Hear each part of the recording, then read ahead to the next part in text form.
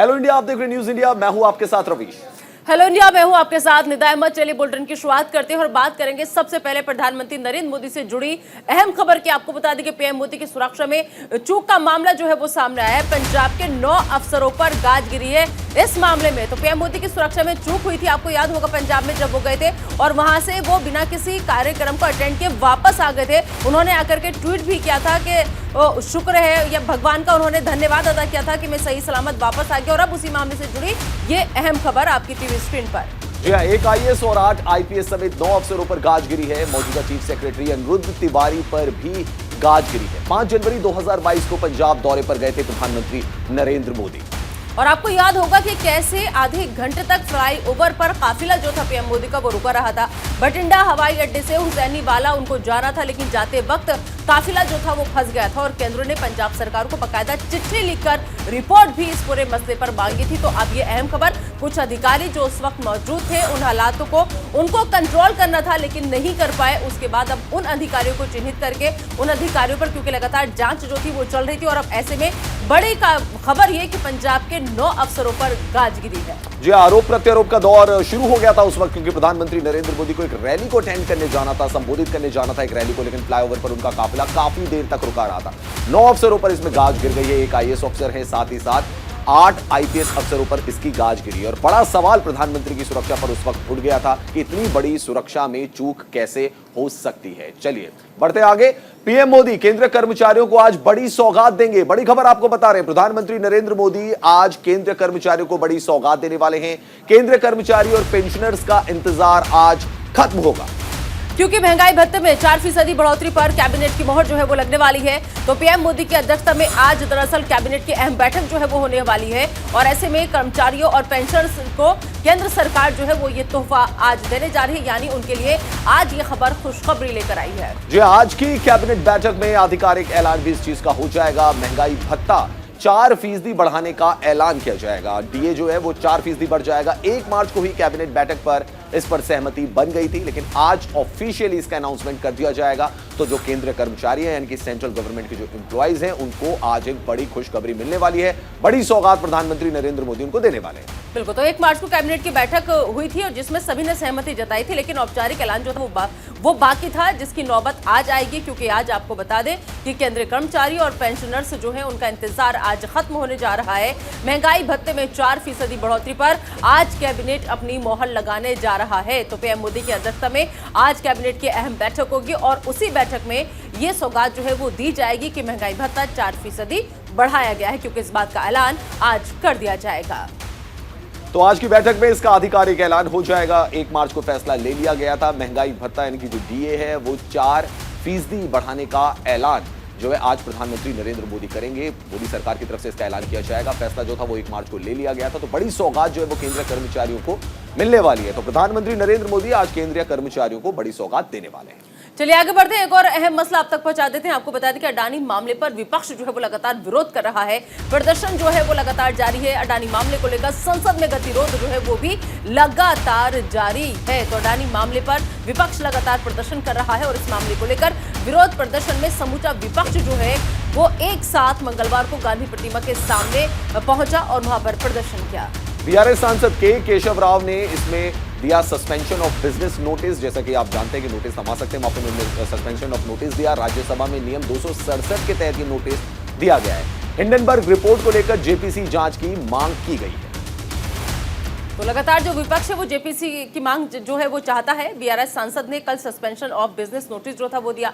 तमाम पूरा विपक्ष जो है एक साथ लामबंद है। कल भी आपको बता दें कि जैसे सदन की कार्यवाही 11 बजे शुरू होनी थी, लेकिन उससे पहले मल्लिकार्जुन खड़गे ने पूरे विपक्ष को एकजुट करके, इकट्ठा करके आगे की रणनीति पर काम किया कि कैसे आज संसद में घेराव करेंगे। लेकिन जैसे ही लोकसभा राज्यसभा की कार्रवाई शुरू हुई, तुरंत हंगामे के भेंट चढ़ते जो लोकसभा की कार्रवाई थी उसे तुरंत 2 बजे तक के लिए स्थगित कर दिया गया। राज्यसभा की कार्रवाई थोड़ी देर तक चली, लेकिन हंगामा लगातार होता रहा, जिसके चलते कल दोनों ही राज्यसभा लोकसभा की कार्यवाही को आज सुबह 11 बजे तक के लिए फिर से स्थगित कर दिया गया। लगातार जेपीसी की जांच की मांग जो है वो विपक्ष की तरफ से की जा रही है और अडानी मामले पर लगातार विरोध प्रदर्शन जो है विपक्ष कर रहा है। जेपीसी का डिमांड हम फिर हाथ में क्यों लिया है? हमने पहले ही जेपीसी पूछा था, इंक्वायरी पूछा था, एक डीप प्रोब हो जाए हर तरीके से। लीगल हो तो हमने सुप्रीम कोर्ट की तरफ से एक कमेटी की बात की, जेपीसी की बात की, या आपके तरफ से जो भी इंक्वायरी हो वो करो। ये थी हमारे डिमांड्स थे। आपने इंक्वायरी, हम सोचा कि जुडिशियल इंक्वायरी के लिए आप जरूर एग्री करेंगे, आपने किया नहीं किया, लेकिन आपके मुंह पे छाटा मारे वैसा सुप्रीम कोर्ट वाले ने अपना डाला। उसका मतलब ये हुआ कि हम विंडिकेट हो गए, हम जो बोल रहे थे वो सच था, दूसरा सच नहीं था। अब ये तो है जुडिशियरी होगा, जुडिशियल पॉइंट ऑफ व्यू आएगा, लीगल पॉइंट ऑफ व्यू आएगा और पूरे टेक्निकल पॉइंट आएंगे, लेकिन इसमें हम सही बोल रहे थे बिगिन से, ये पॉलिटिकल है। ये दो भाइयों की चोरी है। ये जैसा आपने बोला, वो बेच के अपना खाने का किसी को नहीं मालूम हो रहा है, वो है मलाई जो हम बता रहे थे, मलाई खा रहे, वो जो बोल रहे हैं उसको अपन हंस रहे हैं, लेकिन सही बात है, आप करवाइए ना। इसीलिए सुप्रीम कोर्ट ने डाला एक कमेटी। हम बोल रहे हैं कि जेपीसी डालिए ताकि पॉलिटिकल एंगल से हर आदमी उसमें आएगा, हम हर फाइल देख सकते हैं, आपकी जो भी धंधा है, आपकी लेन देन है, वो सब बाहर आ जाएगा। इसीलिए हम जेपीसी की मांग लेके रहेंगे और जेपीसी हुआ तो ही सचमुच प्रूव होगा। चले बढ़ते आगे। आज देश भर के 200 शहरों में पेंशन भोगी करेंगे प्रदर्शन। न्यूनतम पेंशन 7,500 मासिक करना है उनकी मुख्य मांग। तो बड़ी खबर आपको बता रहे हैं। इससे पहले आपको एक बड़ी खबर बता दें, बीजेपी महासचिव ने बड़ा निशाना साधा राहुल गांधी पर। प्रधानमंत्री नरेंद्र मोदी के बहाने राहुल पर तंज कसा है। राहुल गांधी कर्नाटक आएंगे तो कांग्रेस का वोट घटेगा, लेकिन अगर प्रधानमंत्री नरेंद्र मोदी आएंगे तो बीजेपी का वोट बढ़ेगा। बड़ी खबर हम आपको बता रहे हैं। बीजेपी महासचिव सीटी रवि ने राहुल गांधी पर तंज कसा है। प्रधानमंत्री नरेंद्र मोदी के बहाने राहुल गांधी पर तंज कसा है। वो साफ साफ ये कहते नजर आए कि अगर राहुल गांधी कर्नाटक का दौरा करते हैं, कर्नाटक आएंगे तो वो कांग्रेस का वोट जो है वो घटाएंगे। लेकिन साथ ही साथ पीएम मोदी के बारे में उन्होंने कहा कि अगर पीएम मोदी कर्नाटक आते हैं तो पीएम मोदी के कर्नाटक आने पर बीजेपी का वोट बैंक जो है वो बढ़ेगा। तो पीएम मोदी कर्नाटक नई योजनाएं और प्रोजेक्ट लेकर आते हैं, लेकिन अगर राहुल गांधी आते हैं तो कांग्रेस का वोट बैंक जो है वो कम करके चले जाते हैं। तो पीएम मोदी कर्नाटक में उन्होंने योजनाओं का जिक्र किया, प्रोजेक्ट्स का जिक्र किया। तो बीजेपी महासचिव है सीटी रवि, जिन्होंने राहुल गांधी पर तंज कसा है और साथ ही साथ उन्होंने कर्नाटक को लेकर दरअसल प्रधानमंत्री नरेंद्र मोदी की वो बात कर रहे थे, लेकिन पीएम मोदी के बहाने राहुल गांधी पर वो तंज कसते हुए नजर आए। नेता है, देश का प्रधानमंत्री भी है, भाजपा का नेता भी है, उन्हें आएगा तो अपना वोट बढ़ेगा, बीजेपी का वोट बढ़ेगा। राहुल गांधी आएगा तो कांग्रेस का वोट जाएगा, बढ़ेगा नहीं। मोदी जी आएगा तो बीजेपी का वोट बढ़ेगा। प्रॉब्लम क्या है? हाँ, देश के लिए नया प्रोजेक्ट भी आ रहा है। किसके लिए आ रहा है? उन्हें 10,000 करोड़ का मैसूर बेंगलुरु 6 लेन रास्ता उद्घाटन किया। हमें भूमि पूजन किए, हमें उद्घाटन भी किए। गलती क्या है? राज्य के फायदा, स्टेट को फायदा मिलेगा, कर्नाटक को फायदा मिलेगा। मोदी जी बार बार आएगा तो बार बार पैसा लेकर के आता है। और चलिए एक बार फिर से आपको बता दें कि आज देश भर के 200 शहरों में पेंशन भोगी जो है वो प्रदर्शन करने की तैयारी में है और न्यूनतम पेंशन 7,500 रुपये मासिक करना इनकी मुख्य मांग में शामिल है। ईपीएस 1995 के लाभार्थियों का आज से धरना प्रदर्शन है। पेंशन बढ़ाने के साथ साथ महंगाई भत्ता देने की, बिना किसी भेदभाव के उच्च पेंशन का विकल्प देने की जो मांग है वो लाभार्थी कर रहे हैं और इसलिए वो धरना प्रदर्शन करेंगे। साथ ही साथ जीवन साथी को चिकित्सा सुविधाएं देने की भी मांग जो है वो की जा रही है। तो आज व्यापक तौर पर धरना प्रदर्शन होगा, जैसा कि हम आपको बता रहे हैं। जो मुख्य मांग है वो ईपीएस 1995 को लेकर है। बिल्कुल, तो आज से ये लोग धरना प्रदर्शन करने की तैयारी में है। आपको बता दें कि 200 शहर ऐसे हैं जहां पर पेंशन भोगी जो है वो आज धरना प्रदर्शन करेंगे और जो उनकी मुख्य मांगे हैं उनको वो सरकार के सामने रखेंगे। ईपीएस 1995 के लाभार्थियों का आज से धरना प्रदर्शन है। न्यूनतम पेंशन जो है वो 7,500 यानी 7,500 रुपए करना उनकी मुख्य मांग में शामिल है। तो वो चाहते हैं कि उनकी जो मासिक है 7,500 रुपये मासिक उनकी पेंशन जो है वो की जाए, बिना किसी भेदभाव के उच्च पेंशन का विकल्प देने की मांग जो है वो इन पेंशन भोगियों की तरफ से की जाएगी। लाभार्थियों के जीवन साथी को चिकित्सा सुविधाएं देने की भी मांग ये लोग लगातार कर रहे हैं। चलिए अब अगली बड़ी खबर आपको दिल्ली से बताते हैं। नई दिल्ली में आज के कविता करेंगी गोलमेज सम्मेलन, राउंड टेबल कॉन्फ्रेंस जिसे कहते हैं। गोलमेज सम्मेलन आज के कविता करने जा रही है। बीआरएस की नेता आज शाम को होटल में करेंगी गोलमेज सम्मेलन। संसद में महिला आरक्षण विधेयक पारित कराने की लगातार मांग कर रही है के कविता। बिल्कुल, तो विधेयक को संसद के इस बजट सत्र में पारित कराने की मांग दरअसल उनकी है। तेलंगाना के मुख्यमंत्री केसीआर की बेटी है के कविता। दिल्ली शराब नीति में कथित अनियमितता मामले में पूछताछ उनसे पूछताछ होनी है और के कविता को 16 मार्च को ईडी ने फिर से तलब किया है। तो उसके बाद से के कविता जो है लगातार सुर्खियों में बनी हुई है, क्योंकि जब से ईडी ने उन्हें समन भेजा, हालांकि वो अपनी सफाई में कई बार कह चुकी है कि उनका इस मामले से कुछ भी लेना देना नहीं है, उन्हें जबरदस्ती परेशान किया जा रहा है। लेकिन जैसे ही जब ईडी ने उनको समन भेजा, नोटिस भेजा, उनको बुलावा भेजा पूछताछ के लिए, उसके बाद से के कविता जो है वो बहुत ज्यादा एक्टिव रविश नजर आ रही है। जी हाँ, कुछ दिनों पहले जंतर मंतर पर आई थी, वहां उन्होंने धरना प्रदर्शन किया था और वहां पे उनका साफ तौर पर कहना था कि महिला आरक्षण विधेयक जो है उसको पारित कराया जाना चाहिए संसद में। उसके बाद ईडी में उनकी पेशी भी हुई थी और अब 16 मार्च को फिर से के कविता की पेशी होगी ईडी के मुख्यालय में। बिल्कुल, चलिए आगे बढ़ते हैं और बात कर लेते हैं छत्तीसगढ़ की। छत्तीसगढ़ में बीजेपी जो है वो आज विधानसभा का घेराव करेगी। पीएम आवास योजना में कथित घोटाले को लेकर ये प्रदर्शन है। तो अहम खबर, छत्तीसगढ़ में बीजेपी आज सड़कों पर नजर आएगी, क्योंकि विधानसभा का घेराव जो है वो बीजेपी के कार्यकर्ता करते हुए नजर आएंगे।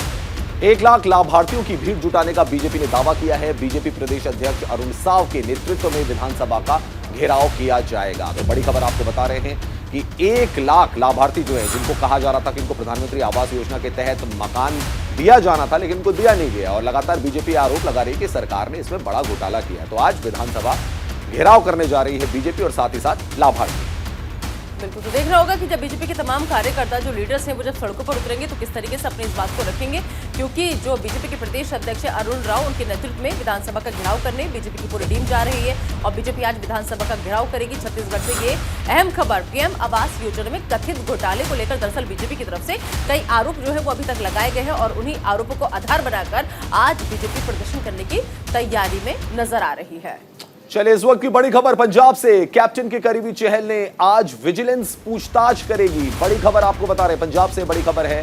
कैप्टन के करीबी चहल से आज विजिलेंस पूछताछ करेगी। भरत इंदर चहल को समन भेजकर आज तलब किया गया है। आपको बता दें कि सोमवार को घर जाकर सिक्योरिटी गार्ड्स को बकायदा समन जो था वो सौंपा गया था और समन देने के दौरान घर पर दरअसल भरत इंदर चहल जो थे वो नहीं थे। पटियाला रेंज के विजिलेंस एसएसपी ऑफिस में हाजिर होने का निर्देश उन्हें दिया गया है। तो अहम खबर, बड़ी खबर लगातार आपको बता दें कि वो पूर्व सीएम कैप्टन अमरिंदर के करीबी माने जाते हैं, लेकिन आज विजिलेंस की टीम जो है वो उनसे पूछताछ की तैयारी में है। तो पूर्व सीएम कैप्टन अमरिंदर सिंह के करीबी बताए जाते हैं चहल और विजिलेंस टीम ने उनको समन सौंपा है। उनको अब पेश होना पड़ेगा। और चलिए बात आंध्र प्रदेश की। आंध्र प्रदेश के सीएम जगन मोहन रेड्डी ने प्रदेश के मुस्लिम संघों के प्रतिनिधियों के साथ बैठक की। बैठक के दौरान सीएम जगन मोहन रेड्डी ने हज हाउस के निर्माण को लेकर अधिकारियों को निर्देश दिए। सीएम ने कहा कि कड़प्पा में हज हाउस के निर्माण में तेजी लाने और विजयवाड़ा में एक और हज हाउस के निर्माण के लिए आवश्यक जमीन का आवंटन जल्द से जल्द किया जाए। इस दौरान उन्होंने कहा कि वक्फ भूमि की सुरक्षा के लिए एक कार्य योजना लागू की जाएगी। साथ ही सभी धार्मिक संगठनों की भूमि और संपत्तियों की रक्षा के लिए सभी जिलों में विशेष समितियां भी बनाई जाएंगी। इस बैठक में भाग लेने वाले मुस्लिम प्रतिनिधियों ने काजियों के कार्यकाल को बढ़ाने की भी अपील की, जिसे टीडीपी शासन के दौरान 3 साल कर दिया गया था। इसके अलावा मुस्लिम प्रतिनिधियों ने कहा कि इससे संबंधित नीति को और भी सरल बनाया जाए, जिसके बाद सीएम जगन मोहन ने अधिकारियों को निर्देश दिया कि काजियों के कार्यकाल को 10 साल तक बढ़ाया जाए। अधिकारियों को मदरसे में शैक्षिक स्वयंसेवकों के वेतन मुद्दों को हल करने का भी निर्देश दिया गया है और यह सुनिश्चित करने के लिए कहा गया है कि अगले शैक्षणिक सत्र की शुरुआत तक सभी उर्दू स्कूलों में छात्रों को अंग्रेजी और उर्दू की किताबें उपलब्ध कराई जाए।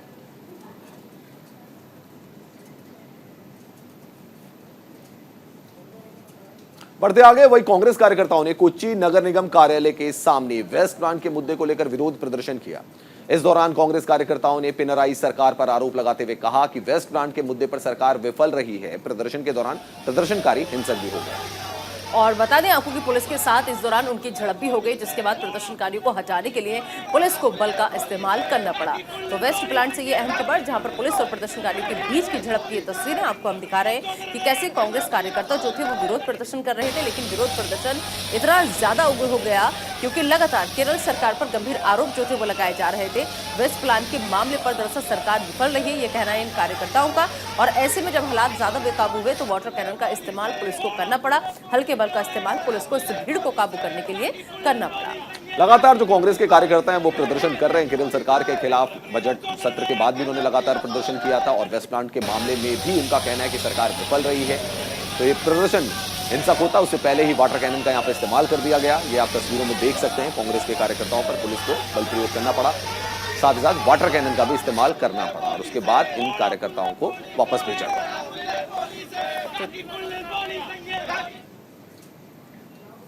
हैदराबाद पुलिस ने तेलंगाना राज्य लोक सेवा आयोग की परीक्षा के प्रश्न पत्र लीक मामले में कथित संलिप्तता के आरोप में 9 लोगों को गिरफ्तार किया है। दक्षिण पश्चिम जोन के डीसीपी किरण प्रभाकर ने प्रेस कॉन्फ्रेंस कर बताया कि 11 मार्च को टीएसपीएससी के सहायक सचिव की ओर से दी गई शिकायत के आधार पर बेगम बाजार पुलिस स्टेशन में मामला दर्ज किया गया था, जिसके बाद हैदराबाद कमिश्नर की टास्क फोर्स और सेंट्रल जोन की टीम ने सहायक अभियंता परीक्षा प्रश्न पत्रों को चुराने और लीक करने के आरोपी 9 लोगों को गिरफ्तार किया। इन्वेस्टिगेशन किया, इसमें हमने टोटल 9 पर्सन्स को अप्रेंड किया। इसमें जो नाम है, the most important prime accused है प्रवीण कुमार, जो assistant section officer Telangana state public service commission में काम कर रहा है। Secondly Rajashekar Reddy, network administrator, ये वहाँ पे एज आउटसोर्सिंग काम कर रहा है। साथ में रेणुका, जो प्राइम एक्यूज प्रवीण कुमार की दोस्त है, बाद में उसका हस्बैंड ढाकिया। साथ में राजेश्वर, जिसने इसमें कैंडिडेट के साथ में जो डील किया। 2 कैंडिडेट है इसमें, नीलेश नायक एंड गोपाल नायक। और साथ में इसमें जो इशू हुआ उसमें और भी 2 एक्यूज्ड है, श्रीनिवास एंड राजेंद्र नायक। इसके जो ब्रीफ फैक्ट्स है, रेणुका और प्रवीण कुमार अच्छे खासे दोस्त है, तो रेणुका ने उसको मोटिवेट किया और उसके हस्बैंड ने मोटिवेट किया कि हम तुम्हें पैसे देंगे, उसके बदले में तुम असिस्टेंट इंजीनियरिंग सिविल सर्विस का एग्जामिनेशन पेपर लीक करो। तो इसके बाद में प्रवीण कुमार और राजशेखर रेड्डी, इन दोनों ने मिलके जो confidential section officers Shankar Lakshmi, इनका जो सिस्टम है उसका पासवर्ड हैक करते हुए ये पासवर्ड चुराया। इस पासवर्ड के थ्रू इन लोगों ने जो भी पेपर्स थे डाउनलोड किए। बात तमिलनाडु की करते हैं। तमिलनाडु के कोयम्बटूर में पुलिस ने प्रवासी श्रमिकों पर हमला करने के आरोप में 4 लोगों को गिरफ्तार किया। दरअसल प्रवासी मजदूर वैरायटी हॉल रोड पर जा रहे थे, तभी 4 लोगों ने कहते हुए उनका रास्ता रोक लिया कि प्रवासी मजदूर हैं, उन्हें रास्ता नहीं देंगे। इससे पहले आपको याद होगा कि प्रवासी मजदूर कुछ कहते इससे पहले उन पर अचानक से हमला शुरू कर दिया। जब इस घटना की जानकारी अन्य प्रवासी बाकी दूसरे प्रवासी मजदूरों को हुई तो उन्होंने वैरायटी हॉल पुलिस स्टेशन के बाहर आरोपियों के खिलाफ कार्रवाई की मांग शुरू कर दी। पुलिस का कहना है कि 4 आरोपियों को गिरफ्तार कर लिया गया है, साथ ही 2 मोटरसाइकिलें भी जब्त की गई हैं। कोयम्बटूर पुलिस ने प्रवासी मजदूरों के मदद के लिए हेल्पलाइन नंबर भी जारी किया है। तो कोयम्बटूर पुलिस ने बड़ी कार्रवाई की। और एक बड़ी खबर आ रही है, आप तक पहुंचा दें। आपको बता दें कि दिल्ली में सीएम योगी ने पीएम मोदी से मुलाकात की है। अहम खबर, बड़ी खबर, योगी के दूसरे कार्य 1 साल होने पर यह मुलाकात हुई है। मुलाकात के दौरान कई मुद्दों पर चर्चा हुई। 25 मार्च को पूरा होगा योगी सरकार का 1 साल, तो योगी के दूसरे कार्यकाल के 1 साल होने पर यह मुलाकात हुई है। तो प्रधानमंत्री नरेंद्र मोदी से मुलाकात की यूपी के सीएम योगी आदित्यनाथ ने। मुलाकात के दौरान कई मुद्दों पर चर्चा की गई। 25 मार्च को योगी सरकार के दूसरे कार्यकाल का 1 साल पूरा हो रहा है और इससे पहले प्रधानमंत्री नरेंद्र मोदी से मुलाकात की योगी आदित्यनाथ ने। तो समय समय पर हमने देखा कि योगी आदित्यनाथ प्रधानमंत्री मोदी से मिलते रहते। कई मुद्दों पर चर्चा हुई।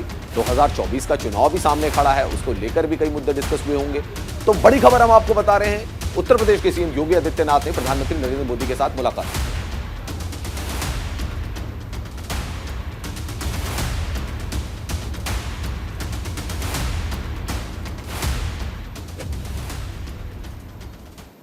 चलिए बढ़ते आगे। आईएमसी प्रमुख मौलाना तौकीर रजा खान हुए हाउस अरेस्ट। बड़ी खबर आपको बता रहे हैं, रजा खान सहित 4 लोग भी हाउस अरेस्ट हो गए। तौकीर रजा के घर के बाहर भारी पुलिस बल तैनात है। दरअसल आपको बता दें कि दिल्ली कूच का ऐलान जो था वो किया गया था, उसके बाद प्रशासन ने इस कार्रवाई को अंजाम दिया है। मुस्लिमों पर अत्याचार के विरोध में दरअसल दिल्ली जो थे वो जाने की तैयारी में थे। राष्ट्रपति को ज्ञापन सौंपने के लिए वो दिल्ली जा रहे थे। इससे पहले आपको बता दें, परसों ही उनका एक बयान जो था वो जमकर वायरल हुआ था, जिसमें वो साफ ये कहते नजर आए थे कि जिस तरीके से लगातार युवाओं की तरफ से हिंदू राष्ट्र बनाने की बात की जा रही है, अगर ऐसे में मुस्लिम युवा भी मुस्लिम राष्ट्र बनाने की बात करने लगे तो फिर कैसा होगा। और इस बयान को लेकर वो काफी चर्चा में थे, सुर्खियों में बने हुए थे। जिसके बाद आपको बता दें कि 1-2 जगह से खबरें ऐसी भी सामने आई थी कि तौकीर रजा के खिलाफ मामला दर्ज हुआ है, FIR दर्ज हुई है। तो अब ये बड़ी खबर, अहम खबर, तौकीर रजा खान जो है हाउस अरेस्ट हो गए हैं। जी हाँ, रजा खान सहित 4 लोग भी हाउस अरेस्ट कर लिए गए हैं। बताया जा रहा है कि उन्होंने कहा था कि वो दिल्ली जाएंगे और राष्ट्रपति को ज्ञापन सौंपेंगे। उससे पहले उनको हाउस अरेस्ट कर लिया गया है। तौकीर रजा के घर के बाहर भारी पुलिस बल तैनात किया गया है। और चलिए आगे बढ़ते हैं, बात लोक जनशक्ति पार्टी की करेंगे। आपको बता दें कि रामविलास पासवान के अध्यक्ष चिराग पासवान ने बिहार के सीएम नीतीश कुमार पर निशाना साधा है और कहा कि नीतीश कुमार से बिहार नहीं संभल रहा है। उनको चिंता सिर्फ अपनी कुर्सी बचाने की है। दलित समाज के लोगों के खिलाफ अत्याचार किया जा रहा है। उनकी सुरक्षा को लेकर प्रस्ताव पास किया गया है। बिहार में दलित और महादलित के खिलाफ टारगेट किलिंग हो रही है, ये कह रहे हैं चिराग पासवान, लोक जनशक्ति पार्टी रामविलास पासवान गुट के अध्यक्ष। बिल्कुल, और साथ ही साथ उन्होंने कहा कि नागालैंड का वो जिक्र करते हुए नजर आए वहां पर, क्योंकि एक सीट वहां पर आई थी और ये बड़ी जीत के तौर पर देखा जा रहा था कि वहां पर अगर खाता खुला तो ये बहुत बड़ी जीत है। लेकिन आपको बता दें कि वो लगातार नीतीश कुमार को निशाने पर लेते हैं और अब एक बार फिर से वो कहते नजर आए कि नीतीश कुमार से बिहार नहीं संभल रहा। लोगों ने चुनाव लड़ा और न सिर्फ 2 सीटों पर हम लोगों ने जीत दर्ज कराई, बल्कि 9 ऐसी सीटें हैं जहां पर लोक जनशक्ति पार्टी रामविलास के प्रत्याशी दूसरे पायदान पर है, दूसरे नंबर पर है। मतलब डायरेक्ट फाइट लोक जनशक्ति पार्टी रामविलास के प्रत्याशियों के साथ रही। इस प्रस्ताव के माध्यम से कि केंद्र सरकार स्वतः संज्ञान ले कि बिहार में जो ये अराजक परिस्थिति उत्पन्न होती जा रही है, शराबबंदी कानून की धज्जियां उड़ने को लेकर हो या हत्या को लेकर हो या बढ़ते अपराध को लेकर हो, जरूरत है कि भैया बिहार में अब राष्ट्रपति शासन लागू कर देना चाहिए। बिहार हमारे मुख्यमंत्री नीतीश कुमार जी से अब संभलने वाला नहीं। उन्होंने खुद अपराध को इतना संरक्षण दे दिया, अपराध को इतना बढ़ावा उन्होंने दे दिया है कि अब वो खुद भी चाहें तो वो अपराध को नियंत्रित नहीं कर पाएंगे। और ऐसे में जब मेरे मुख्यमंत्री का पूरा ध्यान केंद्रित सिर्फ अपनी कुर्सी को बचाने को लेकर है, आज की तारीख में उनकी चिंता बिहार के किसान मजदूर या कोई आम बिहारी नहीं है, उनकी चिंता अपने गठबंधन, अपने नेता, अपने दल के लोग बन के रहे। चिराग पासवान को आपने सुना, वो कह रहे हैं कि नागालैंड में भी हमारी पार्टी ने काफी अच्छा प्रदर्शन किया। साथ ही साथ नीतीश कुमार पर उन्होंने निशाना साधा कि नीतीश कुमार को सिर्फ अपनी कुर्सी बचाने की पड़ी। तो फिलहाल हेलो इंडिया में अभी के लिए इतना ही। मुझे और रवीश को आप दीजिए इजाजत, लेकिन बने रहिए न्यूज़ इंडिया के साथ।